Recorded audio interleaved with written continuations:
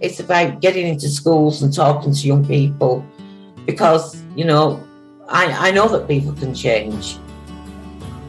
And it's about talking to people and getting them to understand and perhaps step back from violence and prejudice and whatever.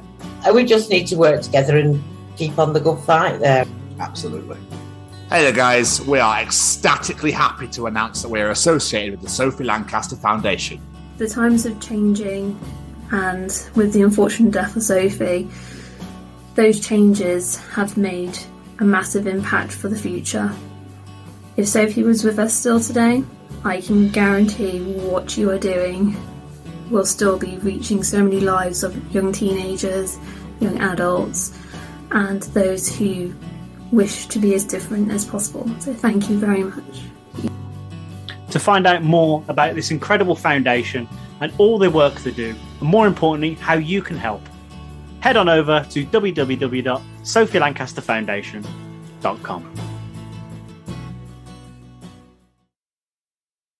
Hi, my name is Mark Wilkinson. I design album sleeves for various bands, and you are listening to Jamie and Tom on the podcast that's called Chronicles of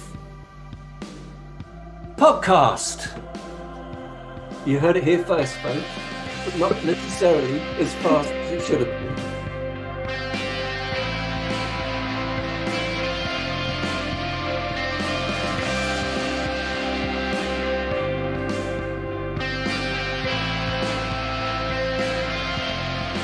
Now, before I begin, right, it's the 40th edition, but I seem to have this knack for forgetting to throw the hands up immediately. So, for all those of you who've been watching the past few episodes, I'm so sorry about this, but should we do this shit properly, yeah?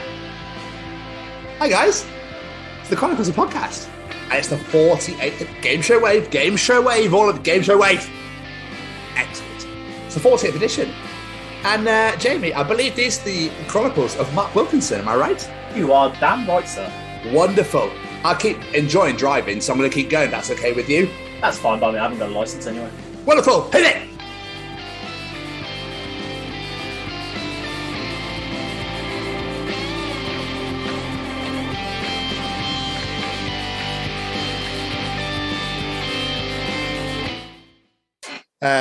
But I suppose we should move on, shouldn't we, and bring in the piece? Oh, yes, we should. Let's bring in that piece. Getting that piece of resistance. Welcome to the Chronicles of Mark Wilkinson. Mark is an album designer. He has designed album covers for Marillion and for Iron Maiden, most recent ones, Book of Souls and Sijetsu, and Judas Priest. He's had a dab hand in Red Dwarf. Yes. Making merchandise Red Dwarf. I remember your face when I said it. You went, really? I didn't see that in my research when you said it. I was like, well, how the fuck did I miss that? That's what I love about how we interview is we seem to find, because you say things, I go, really? Like, and you do it sometimes as well. I'm like, this is great because we obviously don't look in the same places. It's fantastic. This is amazing. Like, Mark's career is just stunning. And one of my favourite origin stories of a career ever as well. We're going to throw in there. But yeah, this is a man. The man's work is absolutely incredible. Like as I said in the trailer earlier this week, I'm not a fan of Marillion. Like, they don't do it for me at all. But Misplaced Childhood, that album cover, is easily one of my favourite album covers of all time. It's just a beautiful piece of art. I'm definitely going to check it out. I have not seen it. We are lucky enough to be attending the Bloodstock Festival this year, and Mark is going to be there himself. I'm so looking forward to it. Get on down to the gallery, go and check out Mark's work, go and say hello to this absolute legend. This interview was such a pleasure, learning about how he got on his feet, how he got started, and how he became the master of the airbrush. Yeah, as we've both just said, this is phenomenal. You guys are going to enjoy this one. Absolutely. Jamie! Yes, sir. Any final words?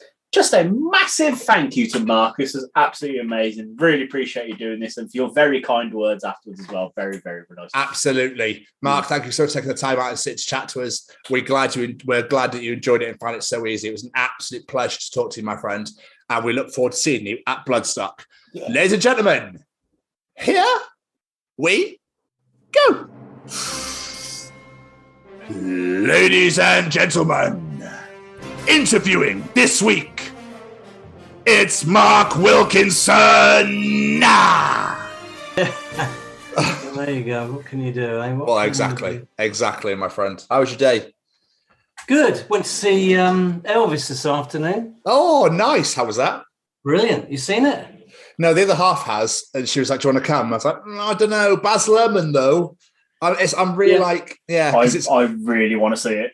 It's a lot less frenetic than some of his others. I thought it was really good, really well done. Okay. Yeah. Maybe I'll have to venture. Yeah. And do your recommendation there, Mark. I have to go and check it out. It's funny because the guy who's playing Elvis, I've only ever seen him in one other thing where he plays like a teenager who worships Satan. So it's really weird.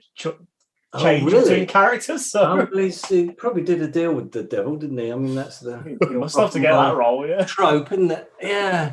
No, he was really good. Didn't look a lot like Elvis, but he really sounded like him. So that's obviously what they were going for, wasn't it? Because I think either way, people would have complained no matter what. People would complain. No one's It's just ridiculous this day and age. It's like, well, you can't have the real Elvis, can you? Eh? So let's all grow up here a little bit, guys. Yeah. It's like, oh, Will Smith's the genie in Aladdin. Well, yeah, because Robin Williams, unfortunately, sadly, is not with us anymore. It's got to be somebody else, isn't it? Yeah. Oh, sorry. I'll get off my soapbox now, Mark. Sorry. No, you're fine. But basically, Jamie will bring you into lure you in almost, Mark, with a false sense of security. Yeah. With a beautiful little introduction he's about to do. Yeah. And then we're going to absolutely hammer the living hell out of you with questions. How does that sound? So is it good cop, bad cop? I mean, should I be very wary of you then? So I would, get me. So then, Mark.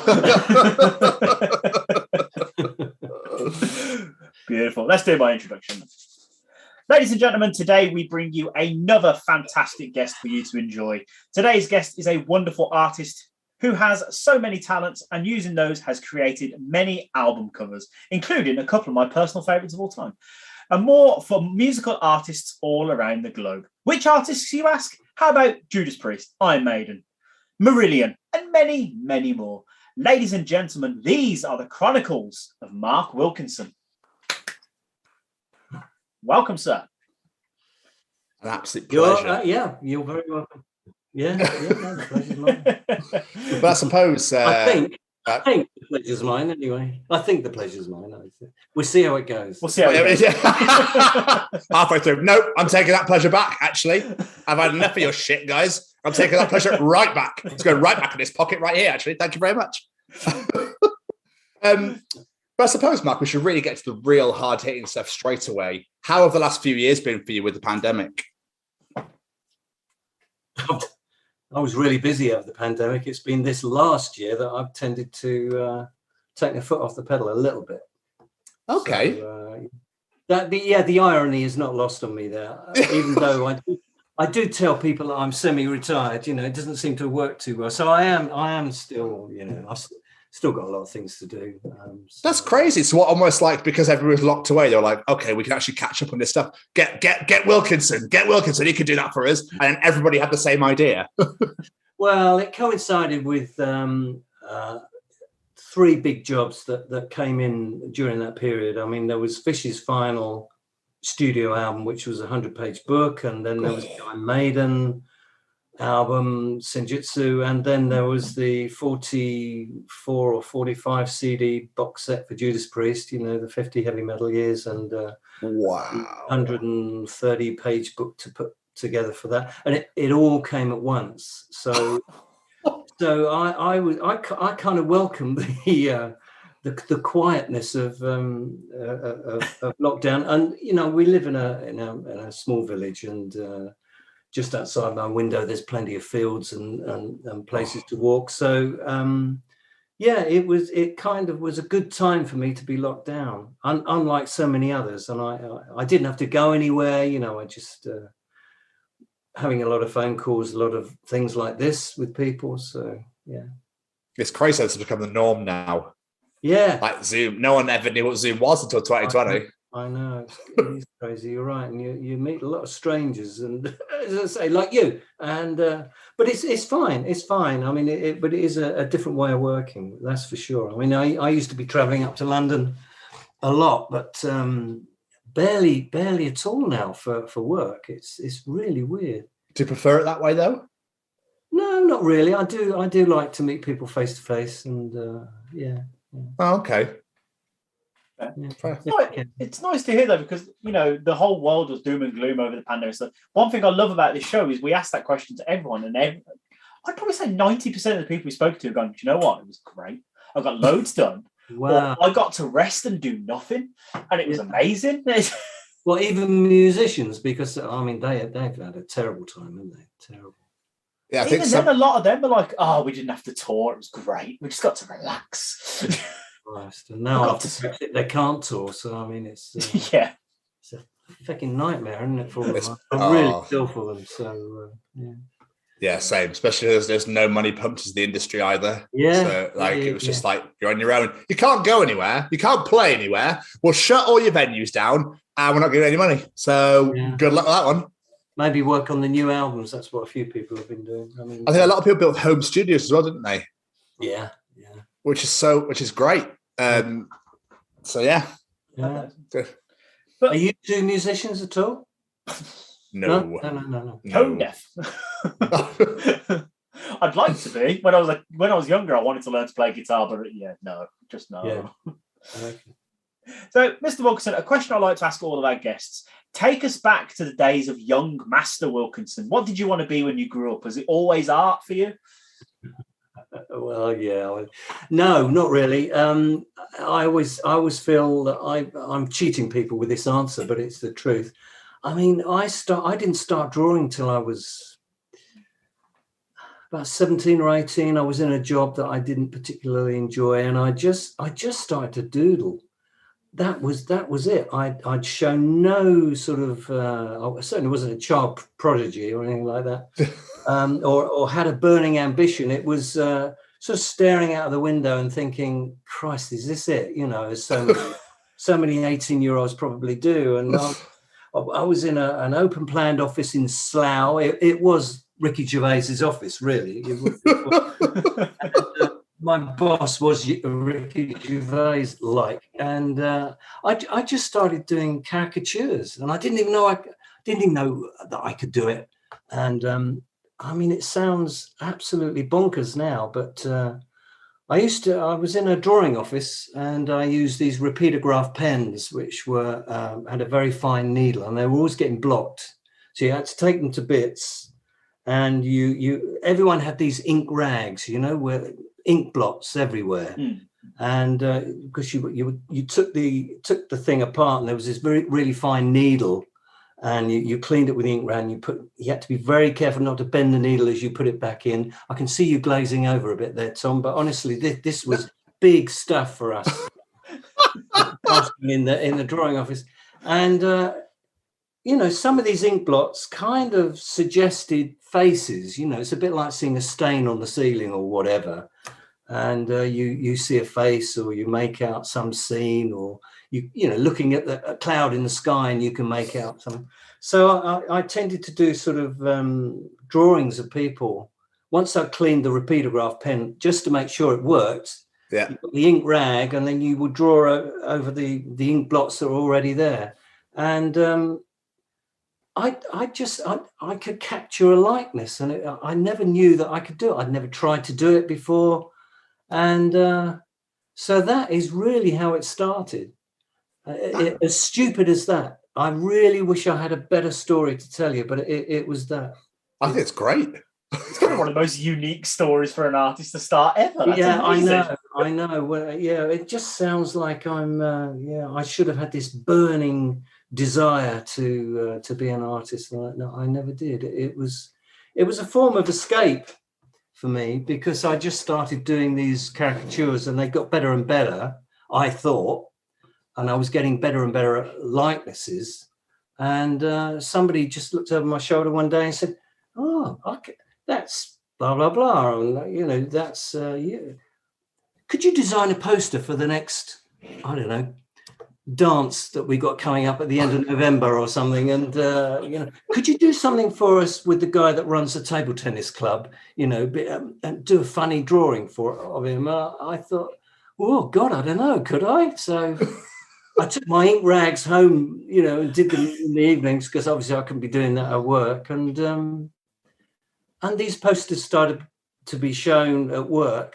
And then one day, this guy came up to me I'd never met before from another department. It's a big company that I work for.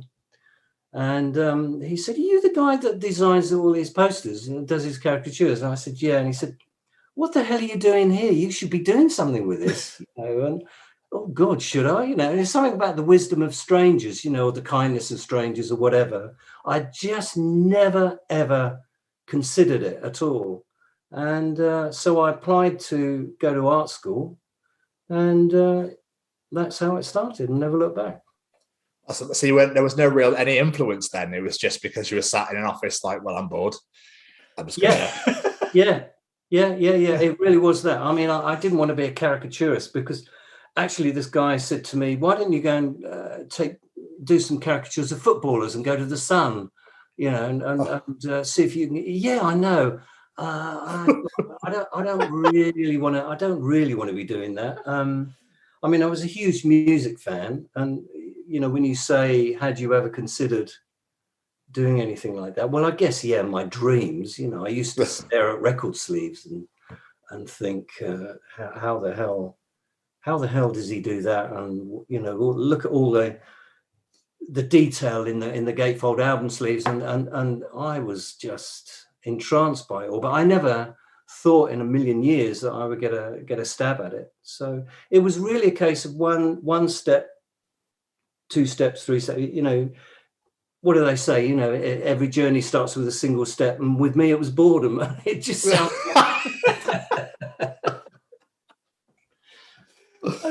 So how did you go from drawing caricatures and posters for like table tennis tournaments, whatever it was, to end up working with like the incredible bands that you've worked with over the years? Like, how did that first start? Yeah, well, that was an accident too. It was, I just seem to have fallen into all of these things. It's not all down to luck, is it? I mean, you have to make your own luck to a degree. I mean, I did go. Well, what happened was, I am being a bit facetious. I mean, there was an intermediate step. I did have a friend of mine who was a screen printer, and he had a screen printing set up in an old caravan that his parents had at the end of the garden that they didn't use anymore. So he set up a screen printing studio and built his own screen printing bed, vacuum bed, linked up to an old Hoover, to keep the paper down. I mean, it was real Heath Robinson stuff. And he used to do these amazing, well, I thought they were amazing posters for like Slough College and Reading University and Brunel University for big bands, everybody from David Bowie, Pink Floyd, The Who, and he could do whatever he wanted, so he came up with these really crazy designs that were all hand-cut stencils. And that coincided just before with me becoming interested in airbrush art, because I'd bought the Beatles illustrated lyrics and seen the work of Alan Aldridge, and I'd never seen artwork like it. It just seemed incredible to me that you could get these effects with this weird thing called an airbrush. I went out and bought one from a shop in Reading and learned how to use it. But part of the key of using an airbrush is how well you could cut the stencils and how accurate you were with the stencils. So I was talking about this with my friend Bob, who was doing these posters, and he said, well, you need to get a screen printing knife. I get them from a place in Wimbledon.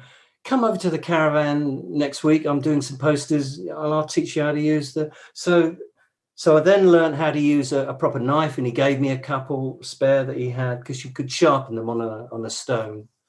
And so I helped him design a few posters, and he helped me learn how to use the knife. And so I did some airbrush paintings and took these to Watford College of Art purely because they were advertising one of the music papers, Melody Maker or something like that. They were obviously short of bums on seats. I mean, this wasn't the Royal College of Art or anything. I mean, this was a tiny provincial college, and I took my stuff there. was amazed. They said, "Yeah, we'll take you on." So Nice. it wasn't quite as simple as I described it earlier, but it's I mean, when I think about it now, as a career path, I wouldn't advise it. It's a lot of accidents. Yeah. I mean, when you were at the college then, so you said you found airbrushing, whatever. Did you try other styles first before you got there, or was airbrushing or you did it all the whole way through? No, I didn't. I mean, they got a compressor, and the airbrushes there were really badly used. I mean, people tried to spray ridiculous things through them, and they were all clogged up. So I took my own there, and I did use the airbrush for a few things. But I mean, the college was, they tried to get you out of any habits that you might have had when you started the course. I can remember the first week we were encouraged to go to the nearest park and empty the contents of the nearest waste paper bin and make a collage out of it. And I thought, how the hell am I going to get anywhere with that?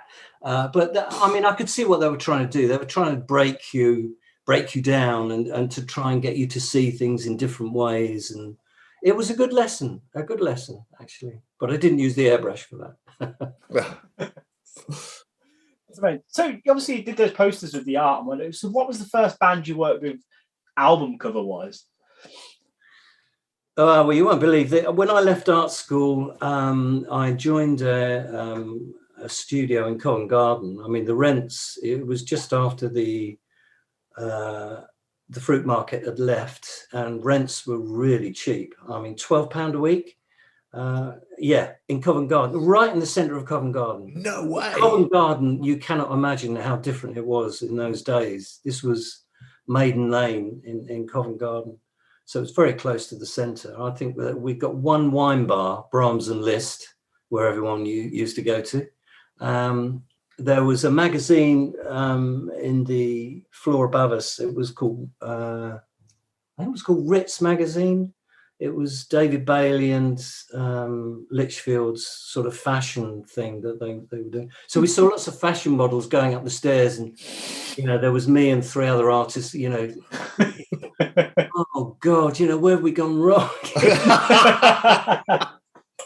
trying to hit deadlines and all the rest of it. There seemed to be a lot more life going on up in the room above. But so I mean, I joined that because there was a part-time lecturer at my college called Graham Rogers, and he was quite a big name in the 60s for he used to use Dr. Martin's inks, very, very sort of psychedelic style that he had. I loved it. He worked with the Beatles on Magical Mystery Tour, and he'd done a lot of work for the big magazines and what have you. So he said, I'll introduce you to a few people and try and get you started. And so, it was tough for about 3 years. One by one, the 3 or 4 people that were in the studio, they all dropped out. There was just me and Graham left. And then Graham left, but he still paid the rent. He went off to America for a year, and he said, will you look after the place? And so I was there on my Todd and trying to get work on my own. And it was, it was a long way away from Record Sleeve. I was doing black and white drawings for magazines like Accountancy Age and Computer Weekly and Computer Monthly and Practical Computing and just about every other. There were so many computing magazines around, and they all wanted artwork because it was such a dull thing, for the typesetters to lay these things out. They needed something a little bit more exciting to put in there. Caravan Weekly, Yachting Monthly. I've worked for them all. Management Today. Oh God. What Car Magazine. So that's really how I cut my teeth, and I was getting 30 quid a pop for those drawings, and but at least it enabled me to come off the dole. And but it wasn't what I wanted to do. No, of course it wasn't. And so my lucky break came through a design group called Shoot That Tiger, and it was just at the time when the VHS phenomenon came in. I mean, there was an explosion of, there was so many artists doing VHS sleeves, and so I was doing a lot of those for them. I did some of the early James Bond films. I did Dr. No and Russia with Love. Oh, wow. The early ones, when they first came out on VHS. Star Wars, I did the first Star Wars one. And I mean, it was all fine, but it wasn't really floating my boat, you could say. Anyway, so I was talking with the guy who ran it, Dave Richardson, and I said to him, what I'd really love to get into is record sleeves. And he said, yes, you and everybody else. And they are hard to come by. But I see what I can do. And he got me two. He got the first one I ever did was for a James Brown Greatest Hits. And then after that, there was a compilation heavy metal compilation album called Hot Shower. And the idea they had for this was RCA was a shower, and the nozzles were flamethrowers, right? And there was a guy in an asbestos suit playing the guitar, and that was the cover. Yeah. I mean, go figure. So you had to make sense of that, and of course, I thought it was the best thing since sliced bread. It was my first record sleeve. And I thought, well, this is it, the first part of the journey. No, I didn't get anywhere with that really. But yeah. That's to answer your question fully, and I'm probably rambling a bit. You'll have to stop me because I do ramble. No, rambling's good. We love it. We love ramblers. It was Marillion, and that was somebody overheard a conversation. It wasn't me. Overheard a conversation in Brahms and Liszt in Covent Garden, where I got the studio, and he came back that night and he said, "There's this design group called Torchlight." And the art director there, Joe Moravsky, was chatting with a pal of his in the bar, saying that he was on the lookout for a new artist. And did his friend know anyone? He wanted to find somebody new, somebody that was relatively unknown, that they could work with, because this was a new signing, EMI. I didn't know who it was or anything. So this housemate of mine actually came back that night and said, I've written it down, Torchlight. His name's Joe Moravsky. So I gave him a call, and it was just luck. And that one phone call 40 years ago, has kept me going. It's unbelievable. One thing led to another. So I went to see Joe, and he took my portfolio with a couple of others to show the band. And anyway, I was on probation, you could say. They gave me the first two singles, which was Market Square Heroes and He Knows You Know. And they said, if we like what you do, then we'll use you for the album, maybe the next album or whatever. So I knew I had to make a pretty bold statement with those first two singles. And that is where it started properly. That's amazing. It's safe to say they were happy with those two single covers then. Yeah, they were really happy. I was going to say, you worked with them for pretty much their entire career up until Fish left, didn't you? Yeah. That's right. That's incredible. So anyone that knows your work, it has like a certain feel and a style to it. But how would you describe the Mark Wilkinson style, I suppose you could call it? I don't know, really. Probably quite colourful, and certainly in the early days, using the airbrush. My wife used to say to me, try mixing the inks. You just use the ink straight out of the bottle. So they tended to be primary colours. She was very critical of my work. And so I said, well, yeah, but I can mix it up by overlaying colours, with it, because the ink comes out from an airbrush very, very thin. So if you wanted a certain shade of red, you spray the bright red and then maybe a blue or something to sort of dull it down, and then a yellow, and then mix it up, and which was a bit long-winded actually.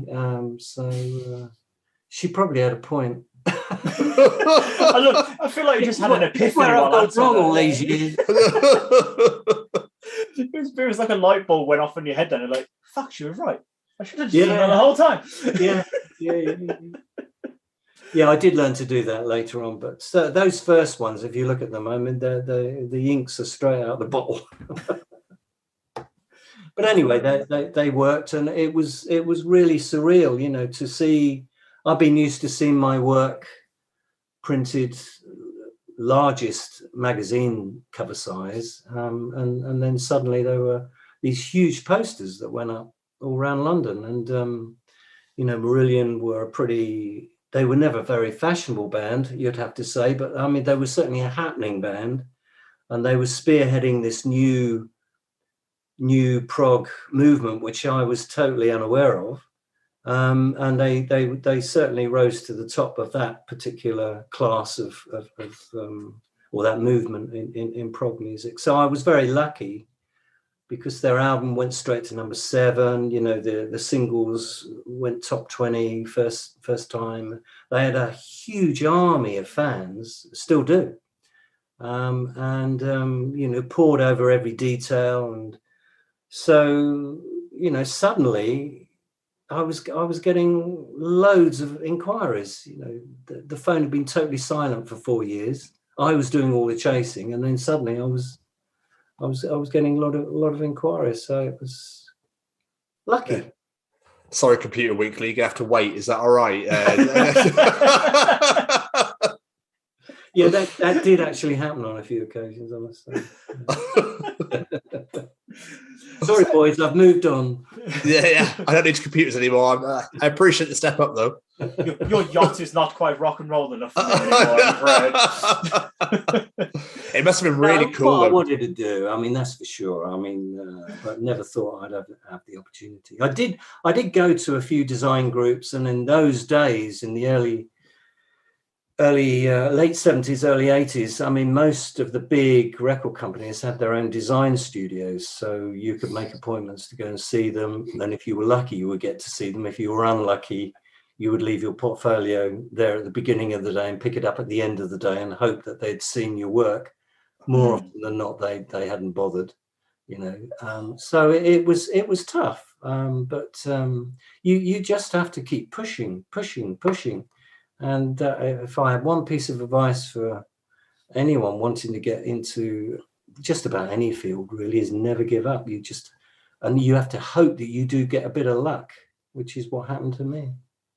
It must be really cool to see your artwork, though, out in like the stores on singles and whatnot, like all and posters all over the place. So, yeah, it was cool. And that's mine. That's mine, that is. Yeah. But then you were suddenly being asked, you know, that they wanted to do window displays and cutouts and, you know, 3D. When I say 3D, the big cardboard 3D things, you know. Oh, yeah. And there was big window displays for various things. And so with first, then Marillion quickly became very recognized. You know, that jester image was very recognized, and so the merchandise company that did all the tour, you know, the merchandise, the t-shirts and the tour programs and everything, called Bravado, still going, they contacted me and said, would I be interested in doing the Monsters of Rock, you know, which had just started. I can't remember the year. It was the year Bon Jovi. It was 1990, was it? I can't remember. 90 or 91. 90 or 91, yeah. So I didn't do the very first one, but I think I did the second. And then I did them every year. And from that, I was suddenly, that was a completely different market, you know. And from there, Judas Priest management, they were on the lookout for an artist, and they just happened to see one of the posters, and Bravado were their merchandise company as well, and so they contacted them and said, you know, who did the poster for that? Oh, it's this guy. What's he like? Yeah, he's all right. So, you know, they got in touch, and then and that's how I got Iron Maiden as well. And so, you know, it's as daft as that, really. I wish I could tell you that I had a plan. I love that you didn't, though, because it just shows, you know, how good your work is word of mouth. They go, yeah, this guy's great, get him. Yeah. It shows how good your work is. Those early Monsters of Rock posters are bloody iconic. It's nuts to think, that you designed them. And I'm talking to the person that designed that's mental to me. Because, I remember looking at my mom's programs when I was younger and going to those shows and seeing those iconic posters and seeing those bands and like wanting to be there. Like, why aren't I older so I could have gone? Yeah. But so where does the process start when designing artwork, whether for album sleeves or anything? Do the band give you like a brief of what they want, or do they just say, new album's called Painkiller, go? Well, it really does vary. I mean, once you establish a relationship with a band or a management, they do start to trust you. But to begin with, it was very prescribed with a list of.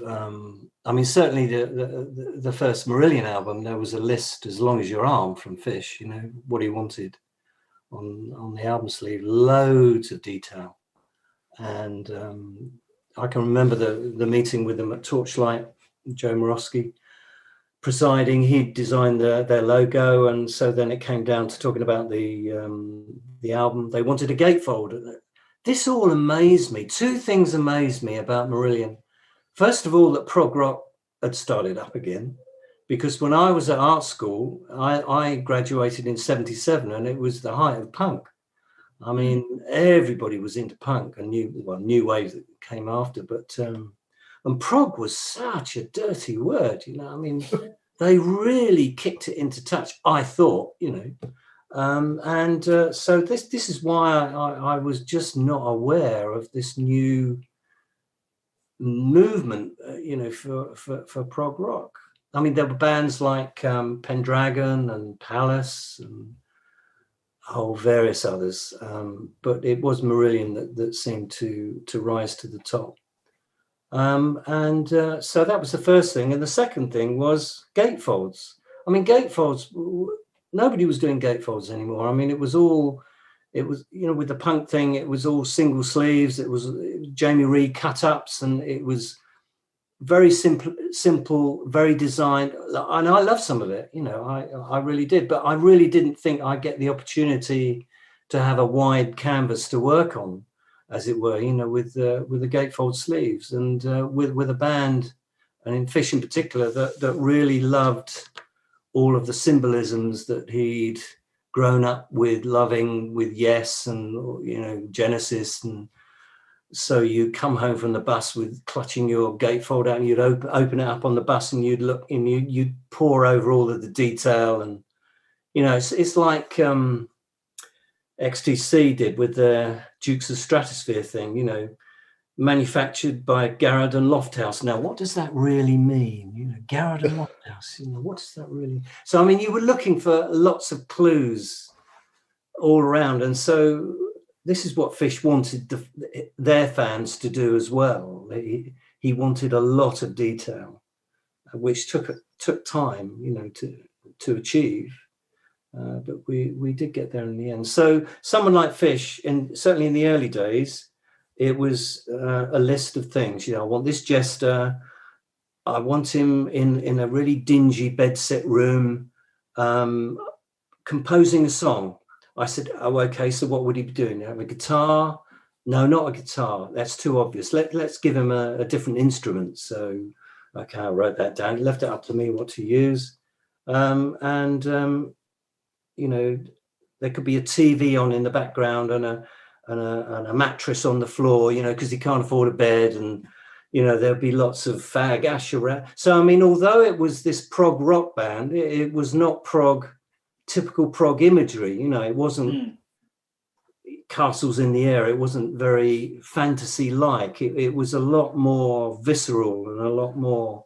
We were going through tough times really at that time. It was just before the yuppie explosion, and people were pretty hard up. I think we'd just come through the 3-day week, and the power workers were turning off the lights, and so that I might have to finish a job with candlelight and stuff like that. So it wasn't a glamorous prog rocky time. So this band were writing songs about very down at heel, homegrown street stuff. It wasn't Lord of the Rings, in other words, despite their name being Marillion. I mean, I think all of the journalists thought, oh God, this is going to be. I think they thought because they'd taken their name from the Silmarillion that they must obviously follow with their lyrics being very airy-fairy and what have you. So the artwork was pretty intriguing for me, to try and get that balance right for what they wanted. A lot of detail, a lot of colour, really making an explosion with this gatefold sleeve. And so it was a really, really interesting project for me to have fall in my lap, it appeared. That's amazing. I love that some artists are just like, yeah, do what you want, and then others are like, no, I need this. It's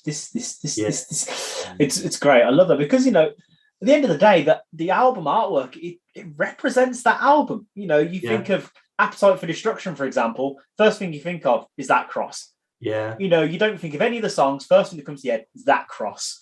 Yeah. And it's just so important you get it right. And yeah, you're absolutely smashing it. But talking about the iconic looks, I was looking at your incredible art you've done with Iron Maiden over the past few years, especially like Book and Souls and Senjutsu and whatnot. Now, all their art has the iconic Eddie. And was there any pressures in like designing a new face of like possibly the most iconic character in heavy metal? Or did they turn around and go, we want a samurai? Well, I mean, the one before was probably the bigger weight on my shoulders, with Book of Souls, because that was the Mayan character of Eddie. And yes, I mean, of course, I'm aware of the legacy of the beast, but the legacy of Derek Riggs hangs very heavy on the artists that have come after, so I mean, after Derek, there were a couple of people, and then again, because of the Monsters of Rock thing that I did, they appeared one year, so I did a version of Eddie with the wings, and Rod really liked that, and the band liked it, so they came to me for the Wicker Man, and then what was it, the box set, the Eddie's Archive. I designed all that. So when it came to Book of Souls, again, they were looking for somebody with a different vision. So that, I had the phone call, and for all I knew, that there were a few other people having a go as well. And I just had to do some roughs. But yeah, they were looking for something a little bit different. Of course they were. They don't want every album to look the same. And this is always the tough side of it when you follow such a huge, successful... It would be like somebody following me coming up with a different idea for the Jester, I suppose, although that didn't happen because everything changed. But I had to find some different way of looking at Eddie. And I decided to do it with... Instead of a lot of detail going on behind him, I concentrated on a very, very detailed face. You could almost see every pore of skin. And I really wanted the character to be almost stepping out of the record sleeve. I wanted it to be like Nightmare on Elm Street or something like that. Something really, really scary. And perhaps a little bit more realistic, which I'd started to do in my work anyway. I'd moved away from the colour out of the bottle. I'd learned how to mix colour and what have you. So that was a real test, that one. And I think Senjutsu, when that came along, it was a case of, well, okay, we know what you can do.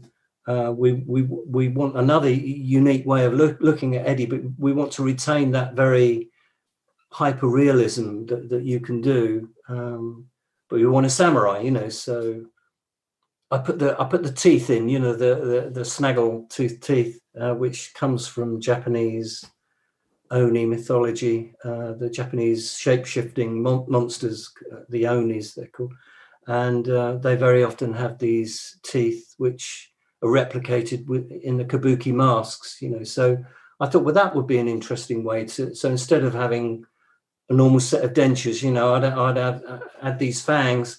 And you wouldn't believe the amount of flack that I got from some of the fans.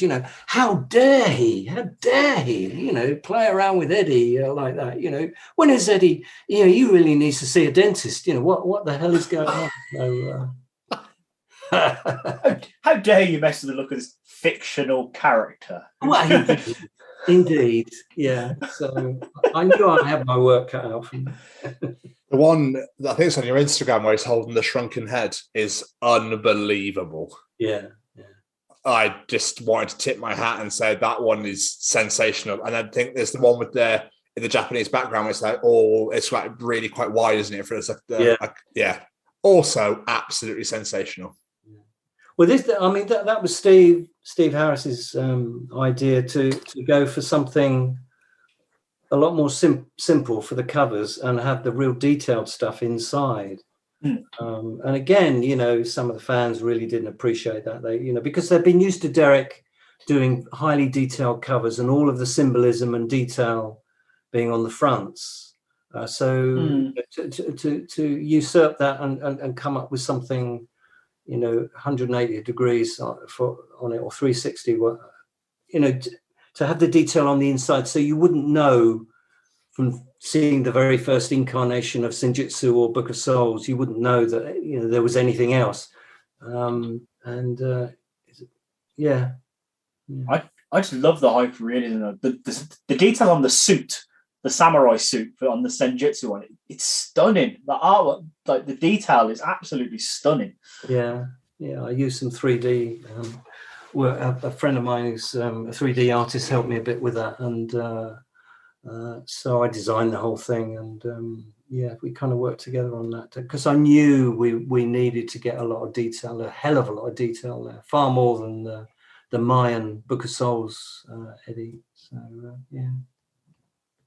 So obviously, as we discussed before we started going on this interview today, now in August at the upcoming Bloodstock Festival, there will be a rock and metal museum where they'll be displaying a lot of your work, especially from time of Iron Maiden. This is so cool. It must be quite a thrill for you to be able to display all of this work and have like fans come and check it all out.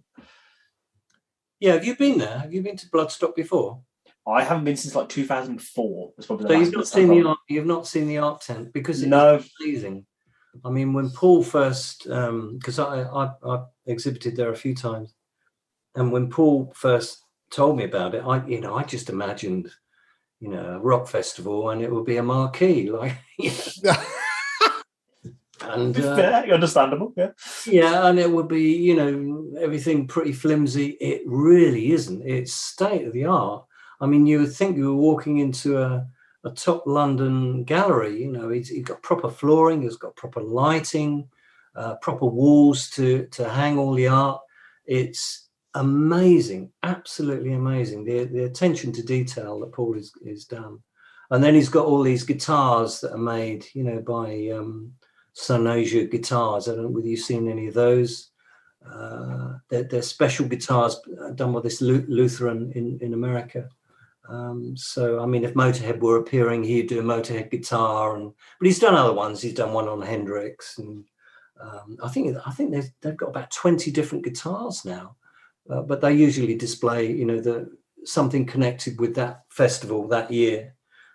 So you've got that, and then you've got Paul's work, which is amazing. He's a huge hero of mine. I just think his work is stunning.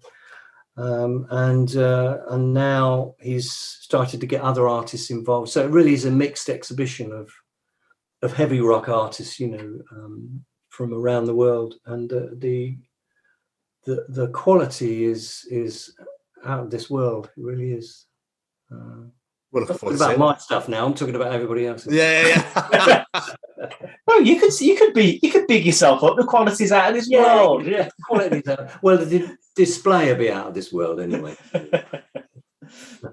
No, but I'm really looking forward to it. I can't wait to see the stuff in there and see all your work and get to meet you as well. Yeah, absolutely. It'd be great. So just moving away from music ever so slightly, you also some comic covers for Judge Dredd. Is that right? Yeah. So did you not fancy comics at all? Was music always the or did you not fancy a dab hand at some comics as well? Well, you really don't want me to say this, do you? But it was an accident. It was a guy. I live in a tiny Suffolk village, and was about 1,500 people, something like that. And so it's not that tiny. But anyway, this guy moved to the village, and somebody said to me, you'll have to meet Alan. He's a comic artist. Turned out it was Alan Grant, who's a comic writer. And so we did hook up and became friends. And he said, "You really ought to get into comics, just like I said, yeah. The thing is, Alan, I'm not very fast. I'm notorious for being very slow." He said, "Well, what about doing covers?" And I said, "Well, yeah, okay." So he got me an introduction at Fleetway. And that's where I did the Judge Dredd magazine covers. That was it, yeah. Or David Bishop, I think, was the editor then. And so, yeah, I was getting quite a few of those. And then Alan said he'd love to write a story that I could illustrate the whole thing. Oh. And I said, "Remember what I said?" Yeah. He said, "No, don't worry. I'm going to make it really easy for you. It's a very short story called The Voyage of the Seeker." And it was based on, it was like a standalone story of Judge Anderson. So, with the telepathic powers and he knew I loved to do sort of psychedelic style art. So, this was the voyage. She goes off into the universe to find herself, as you do, and a spaceship going into a black hole or whatever, the event horizon, and she meets the beginning of creation, which is this giant Japanese dragon. Back to that again. And he said, "I'm going to make it easy for you. I'm going to do it as splash panels." And I said, "Okay. Do you know what splash panels are?" No. Yeah. No. Oh, you do? Oh, yes. So, it's just a whole page, really. That's all. Yeah. Oh, okay. Just with speech bubbles. But all of the action is one page. So it's just like one illustration. So you haven't got like 14 little individual scenes to do. You've just got one scene to do. So he did that for me. And they decided to reproduce it as a poster. So I did a huge painting of Anderson with a very Doctor Who psychedelic background, and on the other side were the 6 splash panels for Voyage of the Seeker. And so that's how that happened, really. And but I knew that I wasn't going to have the stamina to carry that on. It was a lot of work, but I really enjoyed it. I love the characters. And I met John Wagner. He's a mate of Alan's, and so he bought a few originals from me as well. So nice, that's awesome. And I got to meet some real heroes. Alan had some fantastic parties. He bought this converted church not far from us, and at the time he was writing the Demon, the character of the Demon, and I helped him move. In the cars, and he got this huge life-size cardboard cutout of the Demon. Really ferocious thing it was. So moving into this church, and you've got all the graves and everything around. And that night was the worst thunderstorm we'd had in years. And he said, and every time the lightning came, he just kept seeing the Demon, and it actually fell on top of him. That's a story he told. Amazing. Embellishing. That's amazing. I probably shouldn't have brought that cardboard cutout in this house. Yeah. So I just wanted to quickly go back to festivals. We were talking about earlier on. You saying did the Monsters of Rock posters and all that sort of stuff. Did I see that you designed the download dog, the download festival mascot? I did the very first one. Yeah, I can't say I designed it, but I did the first cover, brochure cover, front and back. You know, with the dog's bollocks on the back. You've seen that, the front and the as they described it. We want to see the spider or something. You know, it's basically his arsehole, you know. wanted to see everything, and I said, "Oh, okay." So you get briefs like that, you know. So I had to research that. I love it. Yeah, so I didn't design it, but I did the first brochure for it. Yeah. I just love the fact that you did those original Monsters of Rock at Donington posters, and then when they rejuvenate it for the Download Festival, like, I tell you what, let's bring him back. Yeah, that must have been pretty cool to bring that back. Yeah, it was. Yeah. So as we start winding down, with such an incredible back catalogue of work, are there any particular pieces of yours over the work you're like especially proud of? The ones you're like, this is what I do. Well, yeah, the Four Horsemen of the Apocalypse for Judas Priest. Oh, it's such a good piece. I really enjoyed doing that, and I really didn't think I was going to enjoy doing it because horses are really difficult. Not from anything else. So the riders are okay, but it's the horses, and to try and make them look dynamic. So I was really proud of that one, and I really worked hard on it. I worked hard on the whole project, really, the Nostradamus, but that was a way to illustrate 3 or 4 songs all in one go. So it's a bit like going back to the splash panels for Judge Dredd. So, I mean, because there was war and death and everything. Of course, they are the riders of the Four Horsemen and plague, pestilence, or whatever. And so I really set about that. And I don't think they commissioned that. It was just, could you illustrate some other songs? And I said, well, what about doing it, with the Four Horsemen? I hope I've got that right. I hope Rob doesn't shoot me down in flames. He said, that was my idea. It may have been. I can't remember now. But anyway, I did put a lot of effort into that and was really, really pleased with that. It's one of the few paintings that I've done where I sort of stand back at the end of it and think, I really didn't think I could do that. And of course, I get asked to do that again. Can you do another Four Horsemen? Because we'd like to use it. But no, I don't want to ever do it again. I don't ever want to repeat myself. So, but that was one that I was particularly proud of. The heavy rock ones. So I can imagine you handed it over to the band. They're like, "Oh, I'm loving all this detail of the characters." And yeah, but look at the horses. I nailed the horses. I was dreading the horses, and I nailed it. Damn right. I don't think they noticed them. Yeah, they did.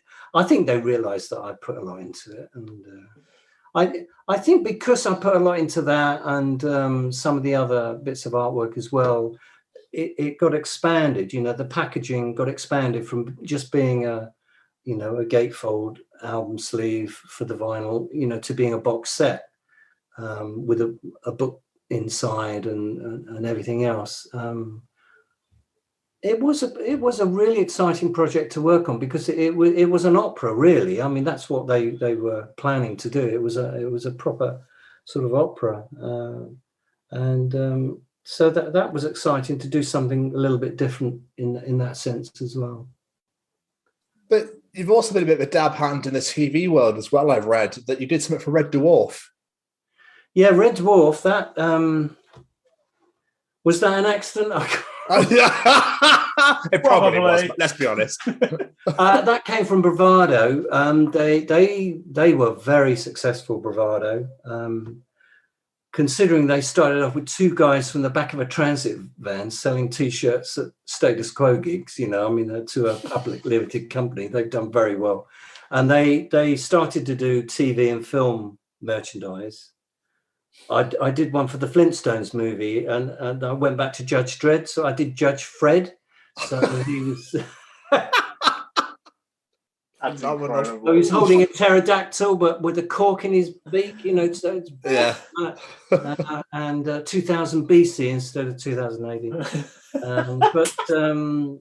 But they also had the contract to do Red Dwarf, which was massive at the time, really, really big, second only probably to Doctor Who. I mean, in terms of merchandise. So they got me, and I did a lot of T-shirt designs for them, and so then the production company based in Elstree, I think, and Doug Naylor got in touch and said, would you come for a meeting? Because we'd like to look into using you for, we're going to revamp the whole series. We're going to go back to the very first one, but the production values when they first started were very shaky, flimsy sets and everything. So we're going to improve on all that. And of course, the era of computer generated work had come in, so they'd really improved on that. So they wanted the VHS sleeves to really, show this upgrade or upcycle of the look of Red Dwarf. But they also wanted me to do a few things that were actually used in the show.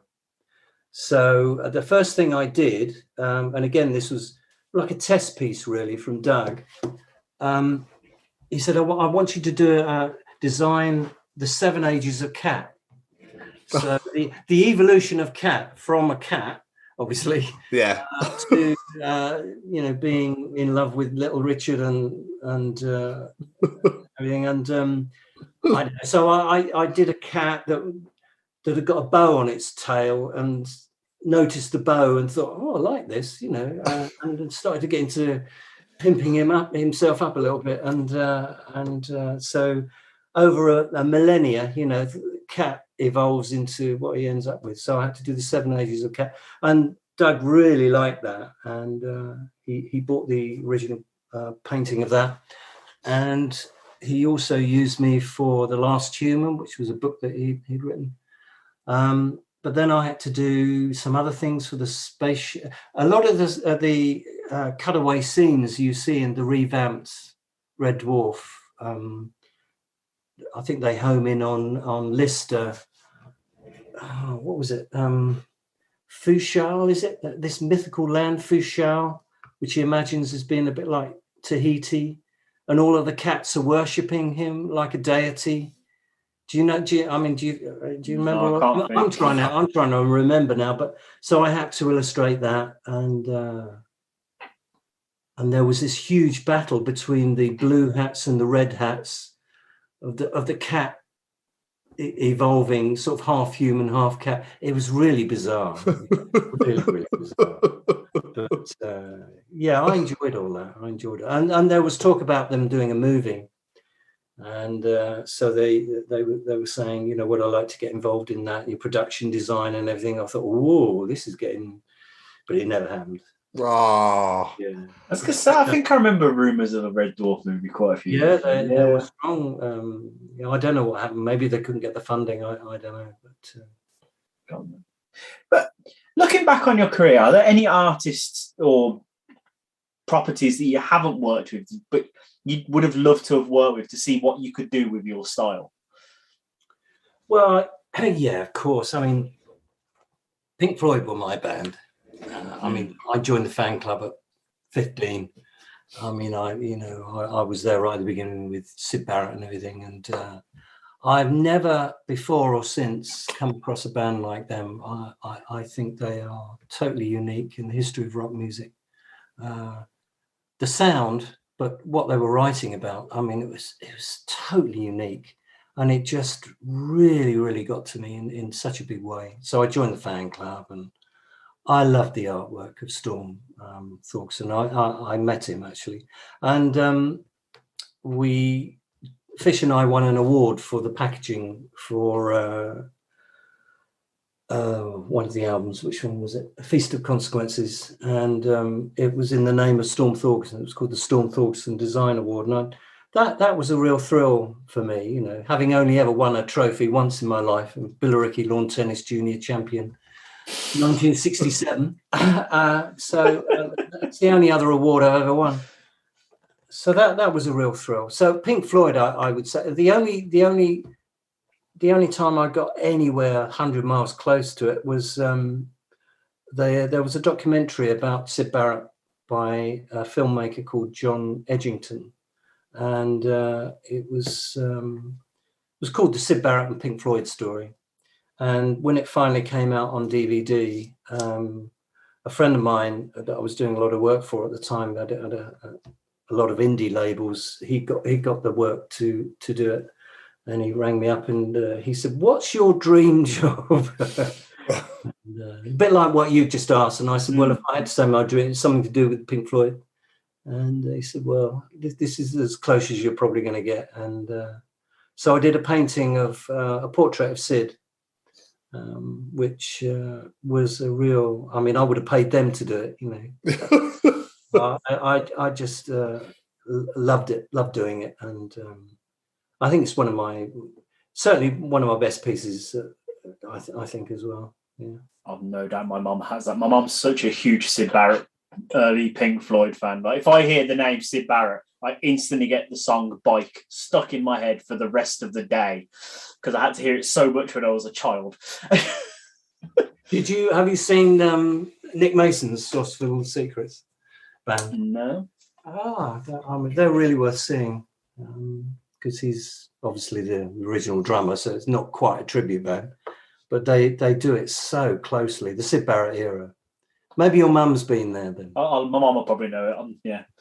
But talking of bands you know, but personally, on a personal level, anyone who knows me knows I'm a huge Kiss fan, and I would have loved to see what you could have done with them with those characters.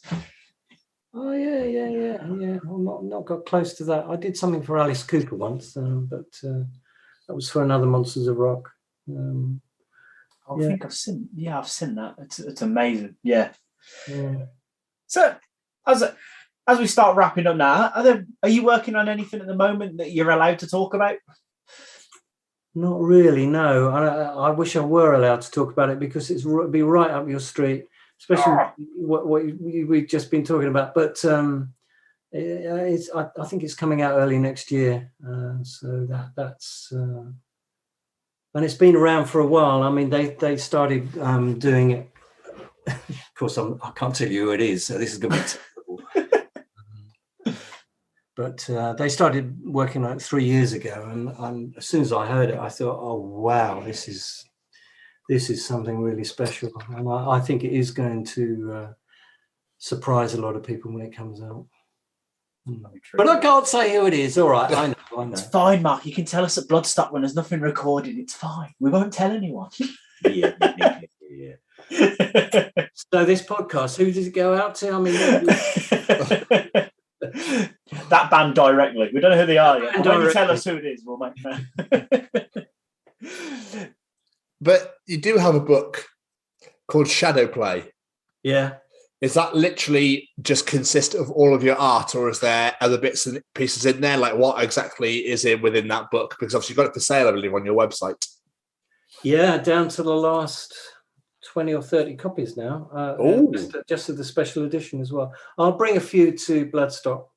No, it's got everything in there. It hasn't got the latest Maidens in there because, I mean, when was it published?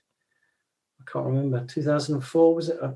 I can't remember, but it's got the work that I've done a lot of work for postage stamps, and it's got the Red Dwarf work in there. All the other bands I've worked for, you know, like The Darkness and Europe, and I can't think offhand who else.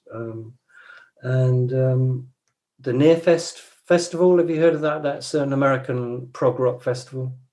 I shared a sort of a gallery area with Roger Dean, so that was a big thrill to meet him. And so we went over there 3 or 4 times. I designed all the logos. Actually, Roger did the very first one, but he wanted to retire, so retire from that. He's not retired. Oh.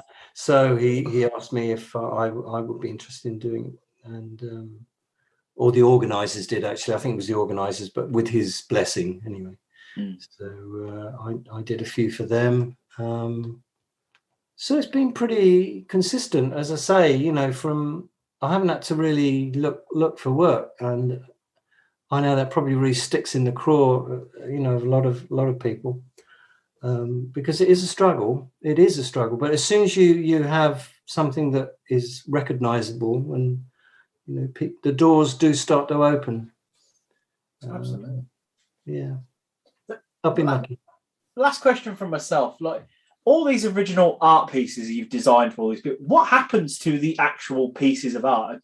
Do you have them, or do they get given to the record labels or whatever? Or well, no, you don't give them, but they take them. Some of them. I wasn't quite cute enough to realise that at the beginning. I did manage to get some of them back. Judas Priest and Iron Maiden own all of their work. I mean, that's in the contract. So you build that into the contract, the fact that you are not just selling the rights, you are selling an original piece of work or whatever, but you're also selling the rights in perpetuity. I mean, it's a very different, on a very different level with them to, and that's fine, that's fine. You accept that, you take the job on, with that knowledge. I had some of the Marillion ones. I've still got one or two pieces, but Fish had most of them. But unfortunately for him, a lot of them have faded quite badly, because I remember me telling you about the ink that I used straight from the bottle. Yeah. Well, they were very, very thin water-based inks, not acrylic, and they faded quite badly.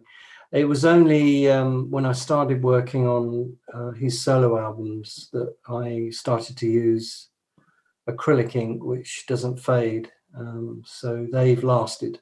But the early Marillion ones have really not suffered. Have really suffered, But the ones for Judas Priest, Painkiller, Ram It Down, etc. I mean, they've lasted well. I think Glenn has those. Management had them for a while. But now I do most of my work digitally anyway. I mean, I don't. I do the occasional painting. But it does take me a long time. I mean, that was one of the blessings of computer art. I tended to do the same intricate work with the same amount of detail, but because you're using a computer, it's a lot quicker. Still doing the drawings or whatever and scanning them in and then colouring them up using the computer. So you've gone from drawing pictures of computers to using computers to draw your pictures. I love it. Yeah, that was a baptism of fire. Mr. Stevens, do you have any more questions for our wonderful guest?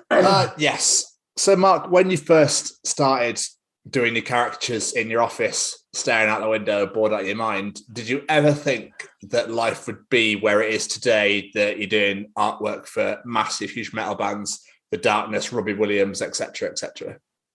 No, of course not. I mean, of course not. It was a pipe dream. It really was a pipe dream. And I mean, it wasn't a bad job either. I mean, I was in a drawing office. It is what I wanted to do after leaving school. But I was working for a company that designed heating and ventilation systems. It wasn't like you're designing the Forth Road Bridge or anything like that. It was pretty dry. And can you sort of go back to when you were 17 or 18 and you whatever jobs you were doing? I mean, how many of us can say at that age that you're doing exactly what you want to do? Yeah. It's tough. It really is tough. So, and at that time there was so much going on. At the weekends there were so many bands to see and experiences to have, and you had to come back to work on a Monday morning. You come down with a thud, and designing heating system for some school in Belfast or whatever. I just looked out the window and started to daydream, and is this it? Is this all? What's that song? Is that all there is? I could see my life mapped out. Because this company was such a big company, I had a great social club, and everybody was marrying everybody in the office and pairing up, and all living on the same housing estates. And I thought, oh no, I don't want to. No, I'm probably doing them a huge disservice there. But you know what I mean? That's how I imagined my life was being mapped out. So going to art school was an escape. It was, I mean, my parents were horrified, you never make a living at that. And to a certain extent, they were true. Certainly for a few years, it was true. But, to leave a pretty well-structured job with prospects, to just taking a chance. But sometimes in life you have to do that, don't you? Oh, absolutely. And now you're leaving a legacy. Look what you've done. It's incredible. It is amazing. Absolutely amazing work.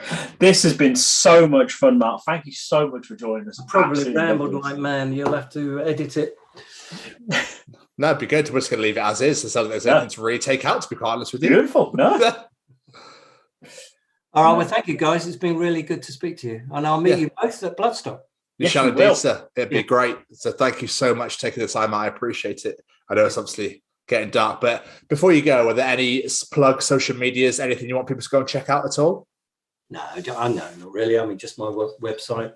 If they want the book, they can buy it through the website. Prints, art prints. The two album covers for Maiden and Priest and Marillion, etc., etc.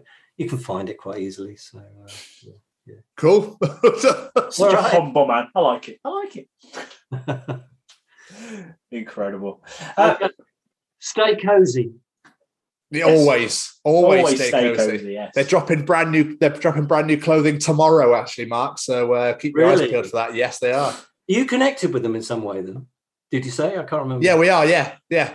All right, I'll look. So they sponsor our show. So. They sponsor your show, right? They sponsor our show, and the guy we interviewed, like I said, they interviewed the guy who owns them 2 years ago. He's now one of my closest and best friends. So, brilliant! Like I say, just those doors open, don't they, from just doing stuff like this.